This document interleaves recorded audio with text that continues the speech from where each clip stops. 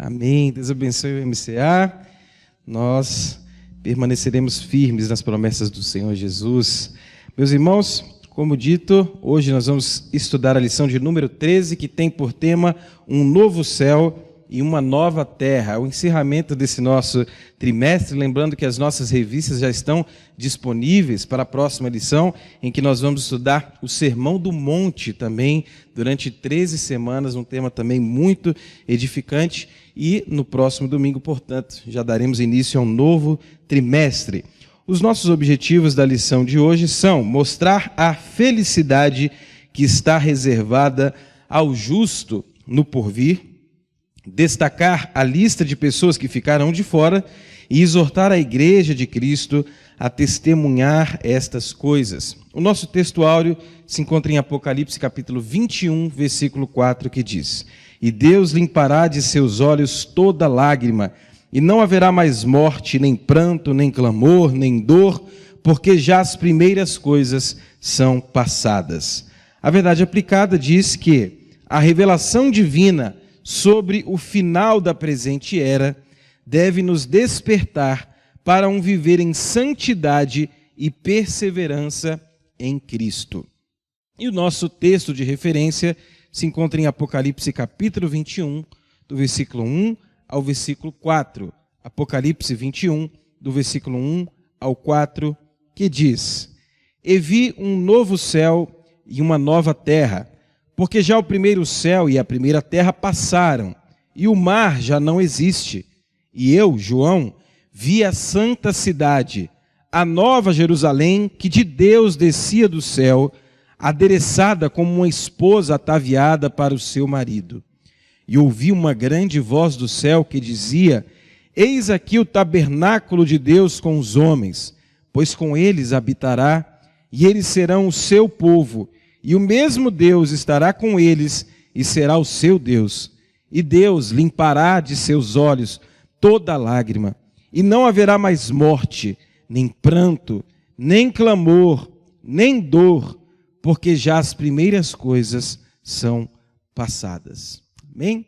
Esse é o nosso tema de hoje. Eu convido aqui o pastor Jean Souza, que será o nosso professor, que dará esse encerramento aqui com chave de ouro, esse grande homem de Deus que tem nos ensinado também durante o trimestre e hoje vai nos compartilhar aqui a lição de número 13. Que Deus abençoe o pastor Jean, muito obrigado, e todos vamos ficar atentos para aprender mais da palavra do Senhor. Obrigado. Queridos irmãos, a paz do Senhor. Então vamos estudar a lição. Obrigado. Nós estamos encerrando esse trimestre que foi essencialmente teológico, né? Ou escatológico. Teológico sempre será. E nós vamos encerrar falando de um novo céu e uma nova terra. Meus irmãos, um certo aluno acadêmico de teologia, ele participou de um censo acerca de quais os assuntos despertavam menos interesse nos alunos, né? E aí foi elencado alguns assuntos, e por incrível que pareça, dentre eles estava escatologia. E perguntaram para ele o motivo. Ele disse: por causa das diversas vertentes. Eu não sei se você já observou, escatologia é um assunto que ele não casa, ele não fecha. Ele tem diversas vertentes, diversos pensamentos. E o que é interessante é você se prender a uma corrente teológica que não contradiga as tradições da sua igreja. Tá? Por exemplo, nós somos dispensacionalistas, pré-tribulacionistas e pré-milenistas, que já foi muito bem ensinado aqui, acho que salvo engano, pelo pastor Abert, aqui há dias atrás. Ensinou com muita maestria. Mas existem diversos ensinos na escatologia que divergem. Por exemplo, o estado intermediário dos mortos. Existem aqueles que são mortalistas existem aqueles que são imortalistas, que é o nosso caso. Quanto à volta de Jesus, existem aqueles que são pré-tribulacionistas, aqueles que são meso e aqueles que são pós-tribulacionistas. Existem aqueles que são dispensacionalistas, existem aqueles que são amilenistas. Quanto ao juízo de Deus, existem aqueles que são aniquilacionistas, que creem que não haverá juízo de Deus. Já existem aqueles que creem no juízo eterno de Deus, que é o nosso caso. E, por incrível que pareça, existem aqueles que creem num juízo parcial, que é dado de acordo com as obras. Pois bem, pautado nisso, eu quero rapidamente dar só uma sequência dos eventos escatológicos dentro daquilo que nós acreditamos e enxergamos dentro da palavra de Deus. Lembrando que somos dispensacionalistas, nós acreditamos no arrebatamento antes da grande tribulação e acreditamos no milênio literal, 1000 anos, tá bom? Então, eu vou dar aqui a sequência dos eventos de acordo com o que nós acreditamos e que já foi explorado nas lições passadas. Número 1, acontecerá o arrebatamento da igreja. 1 Tessalonicenses, capítulo 4, versículo 13 ao 18. Só mais uma coisa, irmãos. Eu queria trazer alguns slides, porque com você visualizando é melhor de memorizar. Mas como o assunto é muito vasto, é muito grande, eu achei que o slide iria tomar um pouco mais de tempo. Então, você, se possível, anota ou assiste depois a aula, tá? Pois bem, de acordo com o que nós acreditamos, primeiro acontece o arrebatamento da igreja. Na sequência, dar-se início à grande tribulação. Daniel 9, 27, Mateus 24, 15, Apocalipse capítulo 6, versículo 15 ao 17. Na sequência, a igreja estará nas bodas do Cordeiro durante a grande tribulação. Apocalipse 19, 1 ao 10. Após a grande tribulação, acontece o retorno glorioso de Jesus com esta igreja. Apocalipse 19, do 11 ao 16, Mateus 24, 30. Na sequência, acontece a batalha do Armagedon, Apocalipse 19, versículo 17 ao 19. Depois vem a vitória do Senhor Jesus sobre o anticristo e o falso profeta. O anticristo se levanta, aquele que é contra Cristo, e o verdadeiro Cristo vem e chancela a sua vitória sobre o anticristo e o falso profeta. Logo na sequência acontece a prisão de Satanás, Apocalipse capítulo 20, versículo 1 ao versículo 3. Depois nós temos a ressurreição daqueles que morreram na grande tribulação, dos mártires, tá? A ressurreição deles e o início do milênio, Apocalipse capítulo 20, versículo 4 ao versículo 6. Depois nós temos o milênio. Aliás, após o milênio, Satanás será solto e sofre a sua condenação, Apocalipse 20, versículo 7 ao versículo 10. E depois temos o juízo final, que foi explorado na última aula, Apocalipse capítulo 20, versículo 11 ao versículo 15, e então entramos na eternidade, um novo céu e uma nova terra. Se vocês observaram, os demais eventos a gente explica com versículos. Agora, para um novo céu e uma nova terra, não são somente versículos, são capítulos. E aí entra o capítulo 21 completo de Apocalipse, e o capítulo 22 completo de Apocalipse. Então, ele é um assunto muito denso, muito vasto. Agora, só lembrando, irmãos, que esses eventos precisam de muita explicação. Porque, como eu falei, escatologia é um negócio que é difícil, é complicado, tá? Mas é assim que nós cremos à luz da palavra de Deus. Pois bem, então nós entramos agora no último evento da escatologia bíblica, que é um novo céu e uma nova terra.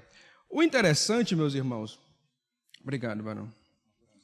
Tá bom. O interessante é que João, na ilha de Patmos, quando ele vai começar a descrever Apocalipse capítulo 21, ele vai dizer assim, versículo 1, e vi um novo céu e uma nova terra. Tá? Porque já o primeiro céu e a primeira terra passaram e o mar já não existe. O que seria isso, meus irmãos? A terra vai deixar de existir? Esse céu que agora nós contemplamos, ele vai deixar de existir? A terra deixará de existir? Obviamente que não. Eu faço uma pergunta, ela será retórica, né?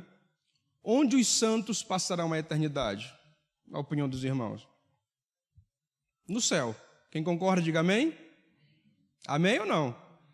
Pronto. Só que não será somente no céu. Os crentes também passarão a eternidade aqui na terra. Por quê? Porque a terra será transformada. E nós habitaremos no céu e na terra. Por quê? Porque nesse tempo, nessa época, céus e terra serão a mesma grei. A terra será transformada porque ela perderá as consequências e as sequelas do pecado. Olha o que diz aqui o autor quando ele fala novos céus e nova terra. O tempo e as dispensações já não existem mais. Um novo começo chega para o mundo que viu, depois do pecado do homem, a maldição atingir a terra. Agora observe o que não haverá nessa terra. Versículo 4 do capítulo 21. E Deus limpará de seus olhos toda lágrima. Lágrima não haverá. Não haverá morte. Você lembra de Romanos 3, 23, que diz que todos pecaram e afastados estão da glória de Deus. Romanos 6, 23, que diz que o salário do pecado é a morte. Não haverá mais consequências do pecado. E por isso é que não haverá morte, não haverá pranto, não haverá clamor, nem dor, porque as primeiras coisas já passaram. Deus vai renovar a terra, vai transformá-la. Será um momento extremamente indizível. E aí tem uma questão, porque o versículo 1 ele se encerra dizendo: e o mar já não existe. Meus irmãos, uma das coisas mais belas desse planeta é o mar. E aí pergunta se não haverá mar. Não é bem isso que o texto está afirmando, que não existirá mar. Mar aqui, irmãos, é como se fosse uma figura de linguagem. Ele está tipificando alguma coisa. Por exemplo, Apocalipse diz que a besta ela sobe do mar. Mar aqui são as nações, de onde saem as nações. Aqui fala de oposição a Deus. Quando diz o mar já não existe, está falando de tudo aquilo que se opõe a Deus, não existirá mais. Outra coisa que muitos teólogos concordam e convergem no mesmo ponto, é que mar aqui representa as limitações. Por quê? Porque quando João tem essa revelação, ele estava na ilha de Patmos, uma ilha, estava cercado, como se estivesse, aliás, ele estava preso, não poderia sair, e mar aqui é como se isso não existisse mais, estivesse livre. E quando eu digo que céus e terra serão a mesma grei, eu estou falando que nós não estaremos mais limitados ao espaço, à física, ao tempo. Por quê? Porque no ato do arrebatamento, o primeiro evento que eu disse que acontecerá, nós sofreremos uma transformação do nosso corpo. 1 Coríntios capítulo 15, versículo 51 a seguir, diz assim: eis que vos digo um mistério, nem todos dormiremos, mas todos seremos transformados num momento, num abrir e fechar de olhos, ante ao toque da última trombeta, porque a trombeta soará, e os mortos em Cristo ressuscitarão incorruptíveis.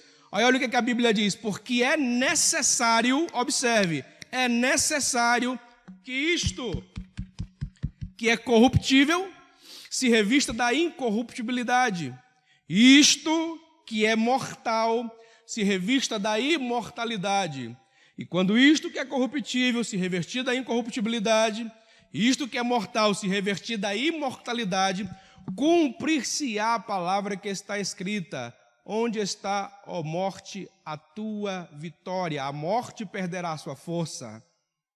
Onde está, ó morte, o teu aguilhão? Porque o aguilhão da morte é o pecado, e a força do pecado é a lei. Mas graças a Deus que nos dá a vitória por nosso Senhor e Salvador Jesus Cristo. Aí ele encerra no versículo 58 dizendo: portanto, meus irmãos, sejam firmes e constantes, sempre abundantes na obra do Senhor, sabendo que o vosso trabalho em Deus não é vão. A recompensa que você recebe por trabalhar para Deus é um dia ser arrebatado. ter o seu corpo transformado. Aí esse corpo que agora não será mais corruptível, não será mais mortal, não estará mais limitado ao espaço, à física, ao tempo. É esse corpo que reinará com o Senhor Jesus na época do novo céu e da nova terra. Então, céus e terra serão a mesma grei, para nós não fará diferença tempo. Uma vez, pastor Albert, me perguntaram, pastor, o julgamento do juízo final, que foi tema da aula passada, cada ser humano será julgado individualmente? Eu digo sim, individualmente, um por um. Aí me disseram, então, pastor, vai demorar demais. Eu digo, meu irmão, vai na ótica humana, porque naquele tempo nós não estaremos mais nesse corpo.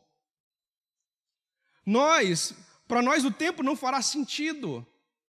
Observe que a Bíblia diz que para Deus um dia é como 1000 anos, e 1000 anos é como um dia, porque Ele não está limitado. Então para nós não fará, será rápido ou será extenso, não fará diferença. Agora nós estaremos numa dimensão tão extraordinária e sem par, que observe, se eu orar aqui agora, Deus estará me ouvindo.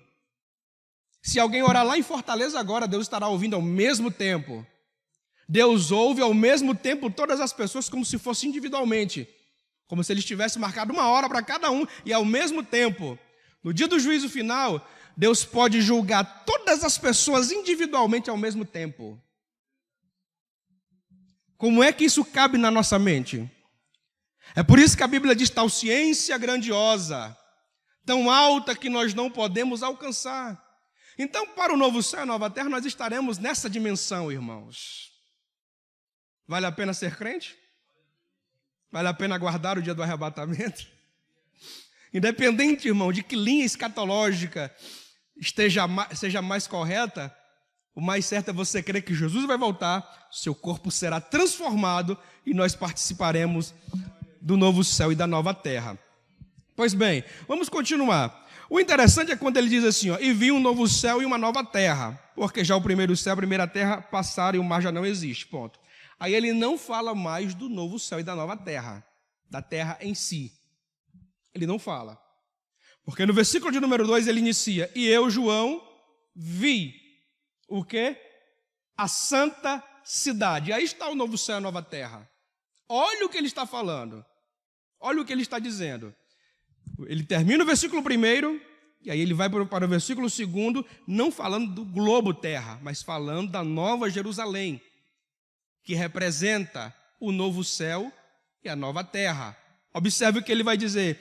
E eu, João, vi a santa cidade, a nova Jerusalém, que de Deus descia do céu, adereçada como uma esposa, ataviada para o seu marido, e ouvi uma grande voz do céu que dizia, eis aqui o tabernáculo de Deus com os homens, pois com eles habitará, e eles serão o seu povo, e o mesmo Deus estará com eles, e será o seu Deus. Observe que ele está falando da nova Jerusalém. Existe um pensamento, meus irmãos, acerca de quando ele dizer que o céu já passou, porque a nova Jerusalém, ela desce do céu. Observe, ela desce do céu. Na expressão da Bíblia, existem 3 céus. Número 1, Auranos, que é esse céu azulzinho, onde estão as nuvens. Número 2, o Mesorâneo, que é o céu onde estão as estrelas, é o espaço sideral, onde estão as galáxias, que não tem fim. Humanamente falando, o espaço não tem fim. E por fim, temos o 3º céu, que é chamado de Eporâneos, que é acima do espaço sideral, onde está o trono de Deus. É lá que Deus se assenta. O profeta Isaías vai dizer que Deus se assenta nesse céu e coloca os pés aqui na terra. Dá para imaginar a grandeza desse Deus? O tamanho desse Deus? Pois bem, Ele está lá. A nova Jerusalém desce de lá. Agora vamos humanizar, tentar colocar dentro do nosso raciocínio lógico, tá? Eu não sei se acontecerá assim, isso é um pensamento meu. A nova Jerusalém desce de lá.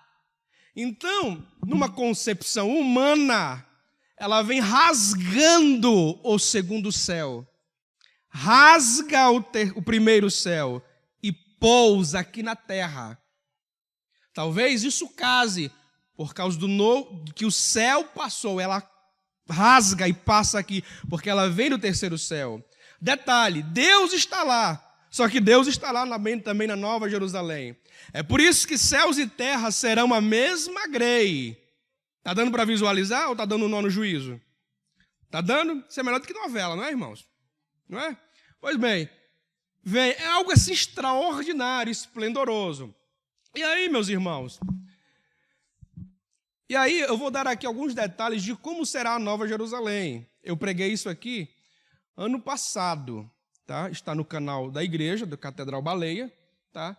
Como não está por tema, vai ser difícil você achar, mas se você coloca lá, dia 3 de janeiro de 2021, está lá a mensagem que eu preguei sobre a Nova Jerusalém. Ou se você quiser ir lá no meu canal, né, vender aqui um pouquinho do peixe, né, você digita no YouTube PR Jean Souza com S, tá? Porque tem um com Z lá que o homem é só do manto, das revelações, tá? Então, e eu sou mais da Bíblia, né? Então você bota lá PR Jean Souza com S, a Nova Jerusalém, que você vai lá ver todos os detalhezinhos da Nova Jerusalém, que eu vou tentar passar aqui para os irmãos, se der tempo. É por isso que eu não trouxe slide, porque não vai dar tempo, tá bom? Então tá. Apocalipse capítulo 21 e 22 vai tratar exclusivamente disso, por isso que o assunto é muito denso.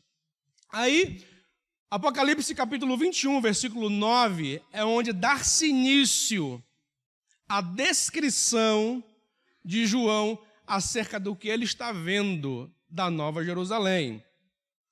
A Bíblia vai dizer que eu, João, estando na ilha de Patmos, um dos 7 anjos, que trazia na mão uma das 7 taças, cheia das últimas 7 pragas, me arrebatou em espírito e me levou a um alto monte. Observe, o anjo leva João em espírito a um alto monte. Quando João ele observa a cidade sob 2 perspectivas. Número 1, de fora da cidade. Número 2, dentro da cidade. Quando ele está fora, ele está em cima desse monte, olhando, visualizando. Apocalipse capítulo 21, versículo 9, diz que João está contemplando, o anjo diz, olha lá para o horizonte. Ele fica olhando e ele começa a ver um brilho muito incandescente, um brilho muito forte, um brilho que tirava qualquer atenção, um brilho muito chamativo que o envolvia. O brilho está descendo do céu, é o que diz a Bíblia. Ele vai observando para aquela luz tão maravilhosa, ele observa que começa a se formar a silhueta de uma cidade. E ela vai descendo, descendo, descendo, descendo, descendo. Quanto mais ela desce, mais o brilho se torna incandescente. O brilho é tão forte, tão magnífico, que João fica encantado com aquilo e ele tenta visualizar que tipo de brilho era aquele.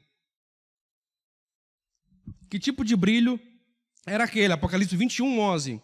Porque ele diz que o brilho era semelhante a uma pedra preciosíssima, como a pedra de jaspe, ou como cristal resplandecente.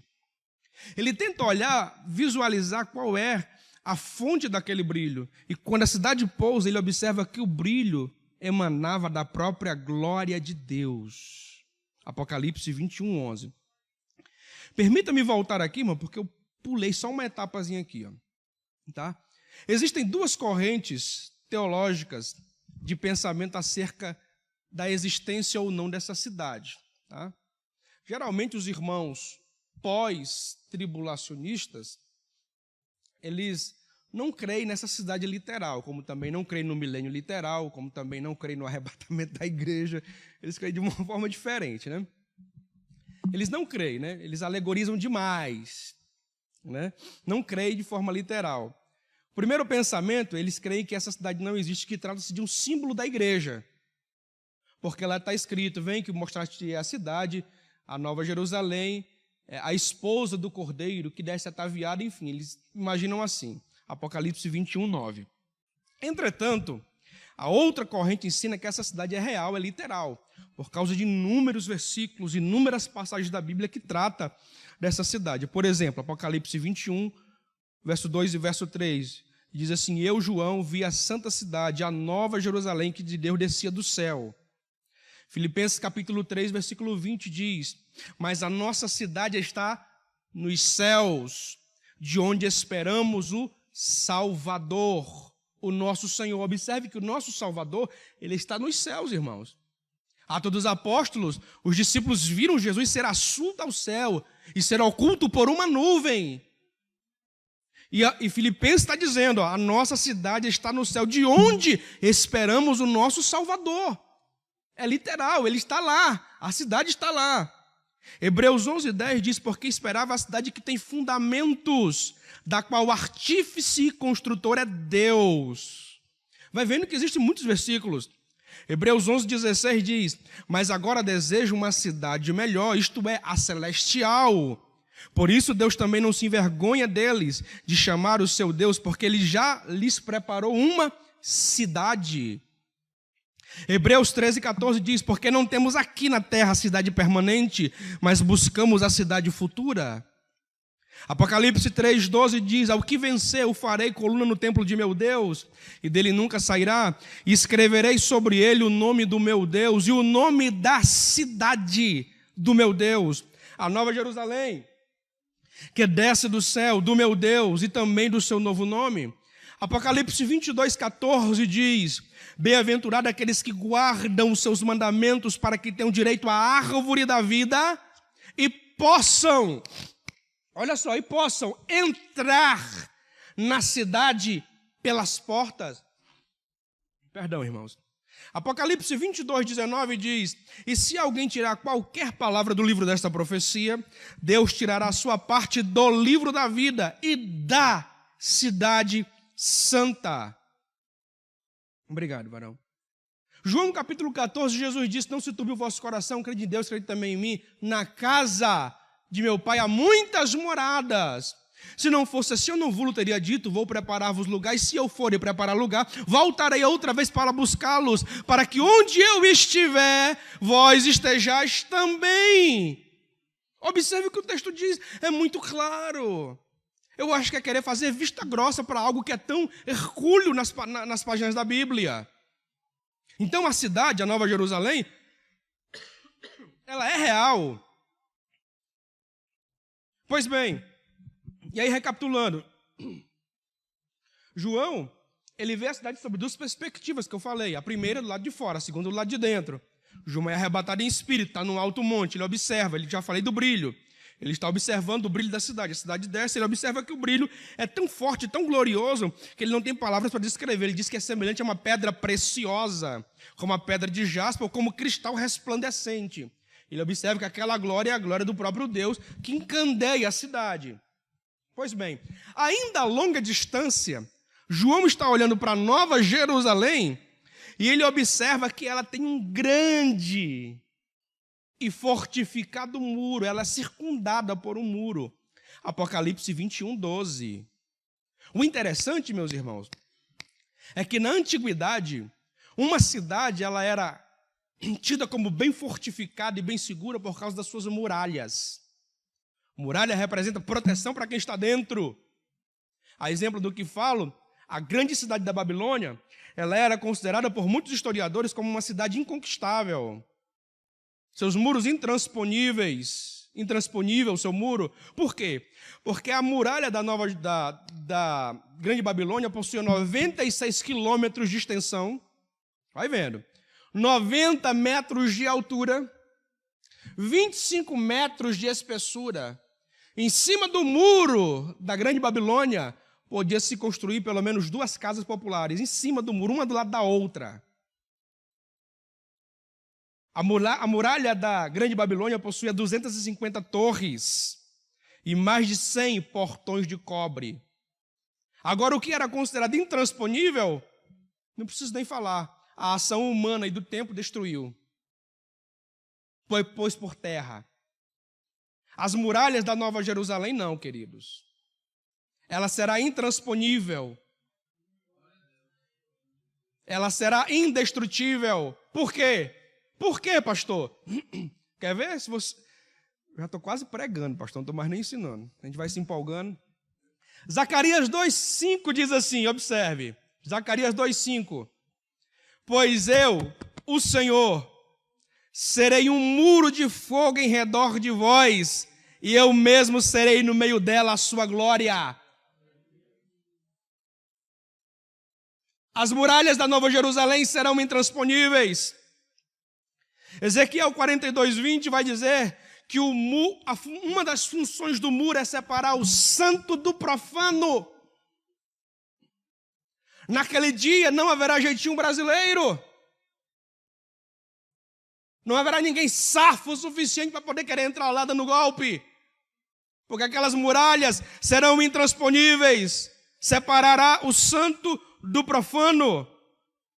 Para que os senhores possam ter uma ideia, o muro da Nova Jerusalém tem aproximadamente a altura de um prédio de 20 andares. Isso em medidas humanas. Tem 12 portas. Em cada porta tem um anjo, são 12 anjos. E em cada porta estava escrito o nome das 12 tribos de Israel. Observe, vai observando os dados e vai casando aí. Ó. Em cada porta tem o nome das 12 tribos. Em uma porta tem o nome da tribo de Rubem, da tribo de Simeão, da tribo de Levi, da tribo de Judá, da tribo de Dan, da tribo de Naftali, da tribo de Gad, da tribo de Azé, da tribo de Issacar, da tribo de Zebulum e da tribo de José, representada por seus 2 filhos, Manassés e Efraim, e pela tribo de Benjamim. Apocalipse 21:21 diz que cada porta era feita de pérola. A pérola que você conhece aqui, no nosso mundo, ela é desse tamanhozinho, não é? Uma pérola. Observe que na Nova Jerusalém, uma porta, que eu não sei qual é o tamanho dessa porta, será constituída por uma única pérola. Dá para imaginar o tamanho dessa pérola? É o que João está dizendo. Apocalipse 21:21. Agora olha o que é interessante, meus irmãos. É que em Apocalipse, capítulo 21:12, está dizendo, meus irmãos, que lá, em cada porta, existe um anjo. Observe que anjo é aquele que está fazendo o serviço diaconal. Porque o anjo está na porta para recepcionar os crentes. Observe que o diácono fica na porta, Pai do Senhor, meu irmão, entre, vamos adorar a Deus, não é assim? Hebreus capítulo 1, versículo 14, diz assim, ó, porventura não são os anjos espíritos ministradores que estão a serviço daqueles que hão de herdar a vida eterna? Os anjos estão a serviço daqueles que hão de herdar a vida eterna. Anjo, serviço diaconal. Isso casa com a Bíblia, pastor? Casa. O Salmo de número 22 fala do dilacério e vitupério de Jesus no Calvário. O Salmo 23 fala de Jesus agora como sumo pastor, como bom pastor. O Salmo 24 fala de Jesus em glória. E ali, meus irmãos, há uma expressão na Bíblia, no Salmo 24, que dá-nos a entender que é Jesus voltando para a glória com a igreja. Porque observe o que diz o texto, Salmo de número 24, versículos 7 ao 10. Dá-nos a entender que a igreja glorificada está indo para entrar nessa cidade. E a igreja que conhece o Senhor Jesus, porque João capítulo 10, Jesus disse que ele era o bom pastor. Só que em João capítulo 10, Jesus também disse, as minhas, pronome possessivo, as minhas ovelhas conhecem a minha voz. As ovelhas do Senhor o conhecem. Então a igreja está indo, e no Salmo 24 dá um lampejo de como será esse momento. É como se fosse uma troca de senhas e contrassenhas, a entrada nas mansões celestiais. Como se a igreja gritasse, Salmo 24, levantai, ó portas, as vossas cabeças, levantai, ó entradas eternas, porque entrará o Rei da Glória. A igreja lança a senha, entrará o Rei da Glória.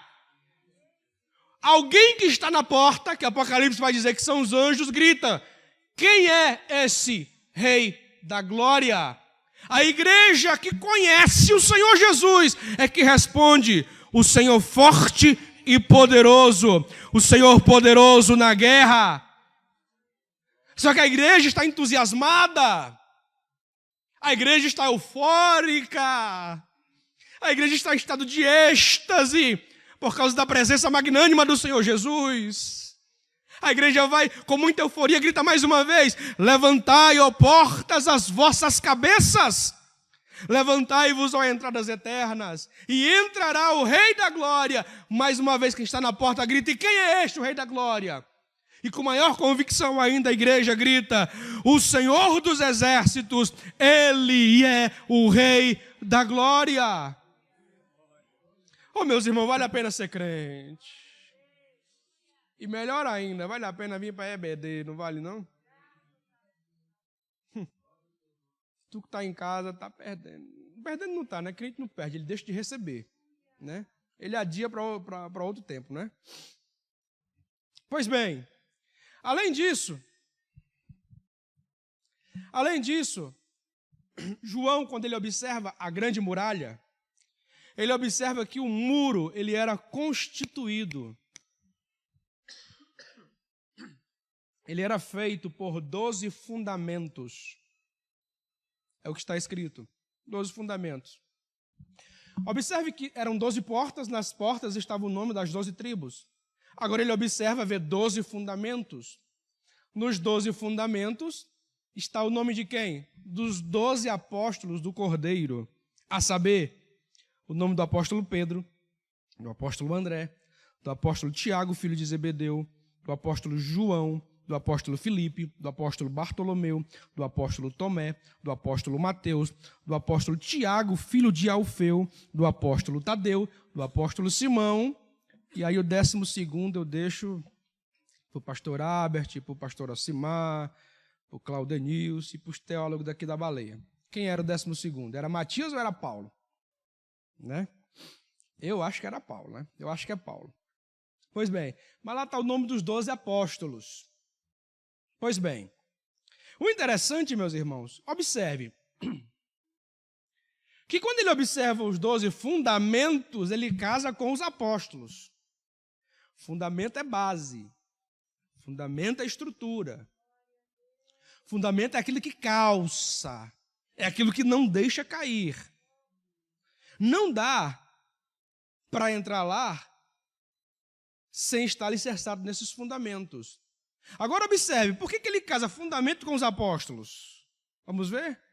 Efésios capítulo 2, versículo 19 a 20, diz assim: assim que já não sois estrangeiros, nós, nem somos forasteiros, mas somos concidadãos dos santos e da família de Deus, edificados sobre o fundamento dos apóstolos e dos profetas, de que Jesus Cristo é a principal pedra de esquina.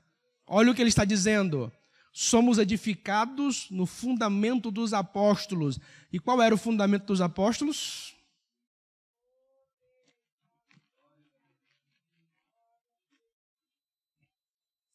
Queridão, tomando a fala aqui do pastor Zanzoni, queridão, não dá para entrar lá em outro fundamento não, tá? Ah, não, mas tem a Bíblia, mas tem também... Rapaz, o ensino de fulano de tal, é uma benção. Mas se não for Bíblia, não é fundamento. E não te leva para o céu. Viu? Olha, a profecia da irmã Chiquinha, menino, vou te contar. Até os cabelos da sobrancelha arrepiaram tudo. Se não for bíblica, não tem fundamento e não te leva para lá. É mais fácil levar para o inferno. Pastor, estou desconfiando que o senhor não é pentecostal. Você não tem noção do quanto que eu sou, meu irmão. Pulo, sapateio no pé só, entro no manto, faço aviãozinho, planto bananeira, oro para Jesus batizar com o Espírito Santo, creio em profecia e revelação, mas tem que ser bíblico, no fundamento dos apóstolos. Se não for, não vale nada. Agora olha o que é interessante.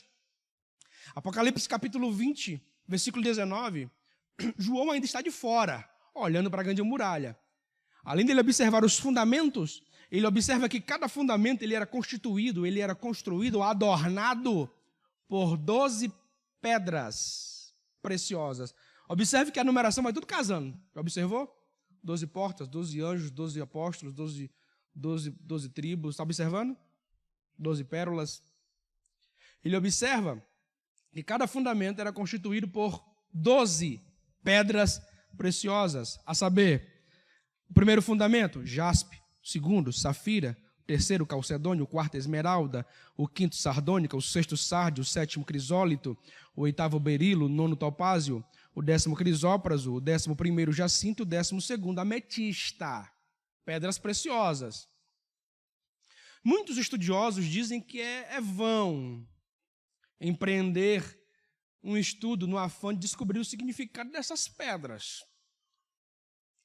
Eu sou muito curioso, irmãos. Né? Eu gosto de ler bastante.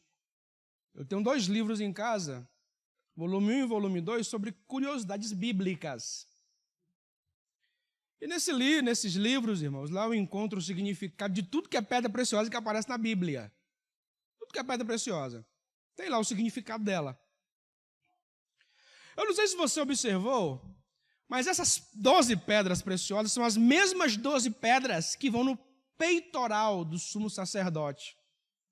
As mesmas 12 pedras. O sumo sacerdote entrava uma vez por ano no Santo dos Santos, na presença magnânima de Deus, uma vez por ano. Ele carregava esse peitoral, tinha toda a indumentária, as peças, que na pregação eu destaco quais são essas peças. Tá? Tem o peitoral e tem as 12 pedras. Nesse livro fala que essas 12 pedras, irmão, as pedras representam um sentimento, ou um caráter, ou estilo de vida que alguém leva. Por exemplo, o primeiro fundamento é de jaspe. O jaspe significa paixão. Mas não esse sentimento doentio humano.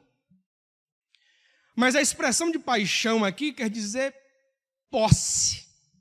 É meu, ninguém toma. Quando ele diz que o primeiro fundamento é de jaspe, está dizendo, você é meu. Eu não te divido com ninguém. Eu sou apaixonado em você. É por isso que Jesus disse, as minhas ovelhas, porque é meu, é minha, mais ninguém. 1 Coríntios 6:20 diz, e fostes comprado por bom preço. Portanto, glorificai a Deus no vosso corpo e no vosso espírito, os quais pertencem a Ele. Você tem um dono. Ele não te divide com ninguém. Romanos capítulo 8 diz, quem me separará do amor de Cristo? A angústia, tribulação, altura, profundidade, anjos, demônios, porque estou bem certo de que nem a morte nem a vida, nada pode me separar do amor de Deus que está em Cristo Jesus. É a paixão de Cristo. Vamos seguir. Segundo fundamento, que é safira, significa a verdade. Lá não tem mentira, irmão. E eu vou encerrar falando isso. Terceiro fundamento é a calcedônia, que significa a pureza extrema que existe lá. Quarto fundamento, que é de esmeralda. A esmeralda significa esperança. Agora, olha o interessante. Romanos 8, 24 e 25 diz assim, porque em esperança somos salvos. Ora, a esperança que se vê não é esperança. Porque o que alguém vê, como esperará? Mas se esperamos o que não vemos, com paciência esperamos. Observe que ele inicia o versículo dizendo, porque em esperança, ou seja, dentro da esperança, nós somos salvos. Nós somos salvos em Jesus. Paulo vai dizer que Cristo é a esperança da glória. E olha o que ele está dizendo, que o quarto fundamento, que é de esmeralda, significa esperança, ou seja, a certeza da nossa salvação. 5. O quinto fundamento é sardônica, significa amor. Vou direto, tá, irmãos? O sexto fundamento é sárdio, que significa purificação. Sétimo fundamento, crisólito. Essa pedra significa glória manifestada. Esse aqui, irmãos, é tão forte. Por que o crisólito significa glória manifestada? Porque hoje a gente vê, irmão, como se estivéssemos vendo através de um espelho embaçado. Não é isso que diz a Bíblia? Mas naquele grande dia, olha o que diz a Bíblia. 1 de João, capítulo 3, versículo 2. Amados, agora somos filhos de Deus e ainda não é manifestado o que havemos de ser. Mas sabemos que quando Ele se manifestar, seremos semelhante a Ele, porque assim como Ele é, nós o veremos. Por isso que significa glória manifestada, não haverá mais segredos. Vamos seguir. Oitavo fundamento, berilo, significa prosperidade. Quem estará naquela cidade? O próprio Deus. Ageu 2,8 diz: porque minha é a prata e meu é o ouro, diz o Senhor dos Exércitos, haverá extrema prosperidade. O nono fundamento é o topázio, significa alegria do Senhor. Olha só, o topázio significa alegria do Senhor. Salmo 16, verso 11 diz assim: far-me-ás ver as veredas da vida, porque na tua presença há fartura de alegria. Sabe quem estará lá naquele dia? Eu vou ler para você. Apocalipse 21, verso 3 diz: eis aqui o tabernáculo de Deus com os homens, pois com eles habitará, e eles serão seu povo, e o mesmo Deus estará com eles, e será o seu Deus. O próprio Deus estará ali. É por isso que o Salmo diz que na tua presença há fartura de alegria. Topázio. Décimo fundamento é de crisópraso, que significa paz que excede todo o entendimento. A paz daquele lugar, meus irmãos, é indizível. Por quê?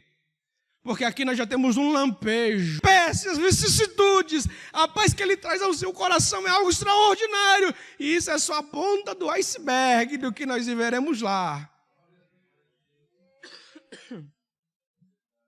Vamos seguir. 11º fundamento é jacinto, que significa a promessa da glória futura. Não vou falar. 12º fundamento é ametista, que significa... A ametista significa a magnificência, o esplendor, a glória, o apogeu daquele lugar. É indizível, irmão. Não dá para descrever, tá bom? Apocalipse 21, verso 16, João ainda está longe. E aí ele observa para a cidade, ele olha que a cidade ela tinha um formato quadrangular. E ele observa que a largura era a mesma da profundidade, que era a mesma da altura, ou seja, um cubo perfeito. Ele observa que era um cubo perfeito. Quando o anjo está com João, ele observa que o anjo tem uma vara na mão de medir. Ele mede 12.000 estádios, ou seja, 2.200 quilômetros tem essa cidade, a extensão dela. Agora olhe para mim. Olhe para mim. Você já viu, irmãos, uma cidade que tenha 2.200 quilômetros de extensão? Não existe em lugar nenhum do planeta. Cidade. Você vê país. Você vê até estado. Mas cidade você visualiza?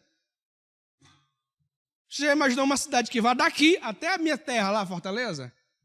2.200 quilômetros. Não existe cidade desse tamanho. Por que disso?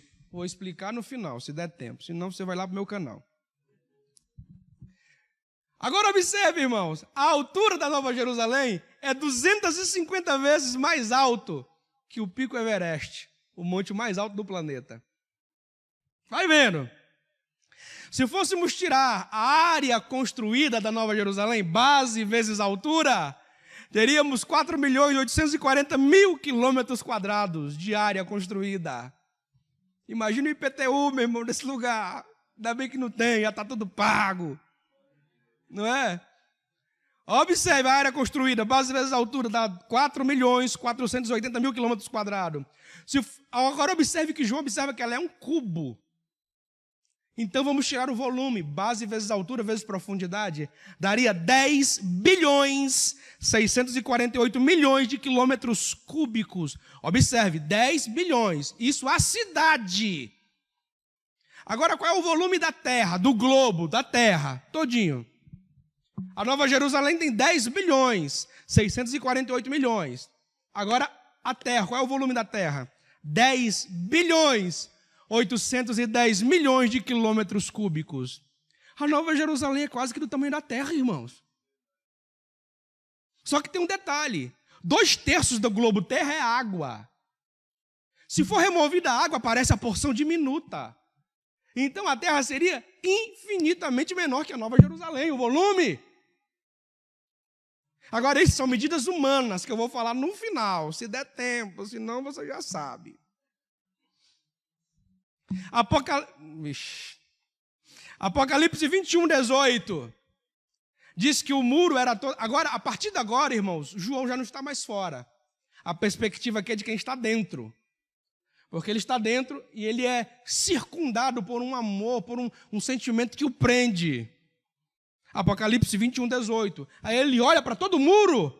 De fora, ele viu que o muro tinha 12 portas, 12 fundamentos, 12 anjos, pérolas. Agora, do lado de dentro, ele olha para toda a muralha, ele vê que a muralha é toda feita de jaspe.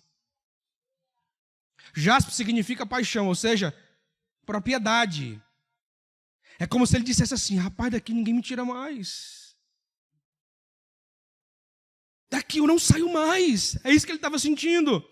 Ele diz: o muro era todo de jaspe, a cidade era toda de ouro puro, semelhante a vidro límpido. Apocalipse 21, 21, e eu já vou encerrar. É como se João estivesse andando pela Nova Jerusalém. Essa é a ideia que dá. E ele está andando e ele encontra uma praça. E aí ele vai dizer que a praça era toda de ouro, semelhante a ouro puro, como vidro transparente. Que ouro é esse, meu irmão, que é semelhante a vidro transparente? Ele observa que a praça é de ouro puro, irmão. Ouro, ouro, ouro. Eu vou lá te explicar o que é isso. Para mim, a melhor das revelações está agora. Apocalipse 21, 22. Porque João está lá dentro, irmãos. Parece que ele andou procurando uma Assembleia de Deus. Procurou, não achou. Lá não tem Assembleia de Deus. Mas como ele é crente, não pode deixar de congregar. Procurou uma batista, procurou, não encontrou. Procurou uma presbiteriana, não achou. Uma metodista, não achou. Vixe, meu Jesus, eu vou procurar a igreja católica. Procurou, não achou. Aí ele pega o objeto de escrita, passa no lanquinho e escreve Apocalipse 21, 22, dizendo: na cidade não existe templo, pois o templo daquele lugar é o Senhor, o Todo-Poderoso. As divisões denominacionais acabarão.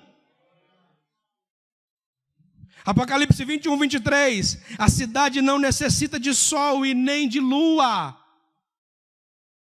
Irmãos, isso que eu vou falar não está escrito, é um pensamento meu, isso aqui é meu. Lembra que a Nova Jerusalém, ela desce do céu? Ela vem lá do Eporâneos, chega no Aurônos e pousa na terra, ela vem rasgando o céu. A Bíblia diz que o primeiro céu já não existe. Quando ele diz que ele não necessita de sol e nem de lua, seria como, observe o que eu estou falando, não estou afirmando, tá? Seria como se não existisse mais sol e nem lua e nem estrelas, porque a Nova Jerusalém rasgou tudo. Mas o brilho está muito forte, incandescente. E ele diz: a cidade não necessita de sol e nem de lua, pois a glória do Senhor a ilumina, e o Cordeiro de Deus é a sua lâmpada. Irmão, que dia glorioso será esse?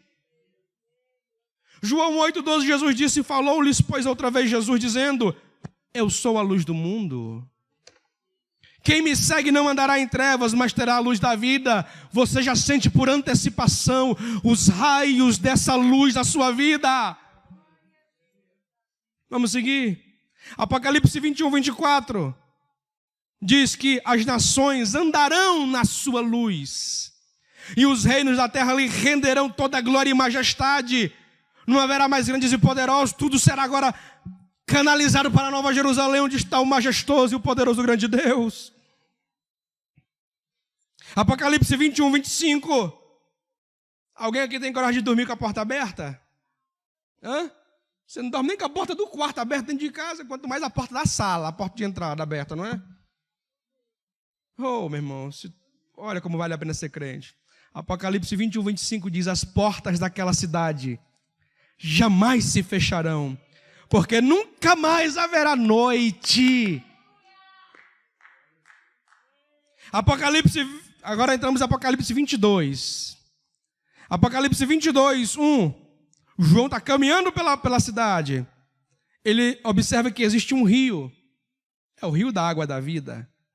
Ele vai dizer: gente, aquela água é indizível, não dá para descrever. Aí ele diz: é como claro cristal. Aí ele observa a corrente. Ele observa a jusante, para onde estava indo, mas ele quer saber o montante, ou seja, a fonte daquela água. E ele começa a olhar no sentido contrário à correnteza, para ver de onde estava vindo, para ver o montante. Apocalipse 22, 1. Ele diz que o rio da água da vida saía da onde? Onde era a nascente? Debaixo do trono do próprio Deus. Apocalipse 22, 2. Agora ele vai olhar para a jusante, para a corrente, para onde a água estava indo. Ele vê que a água vai correndo, clara como cristal. E essa água passa onde? No meio da praça de ouro, semelhante a vidro límpido. Agora olha o mistério. Não existe árvores da vida, como pregam os adventistas, que em cada planeta existe uma árvore da vida. Que viagem, meu irmão, que noia. Está escrito: existe a árvore da vida. Apocalipse 22, 2.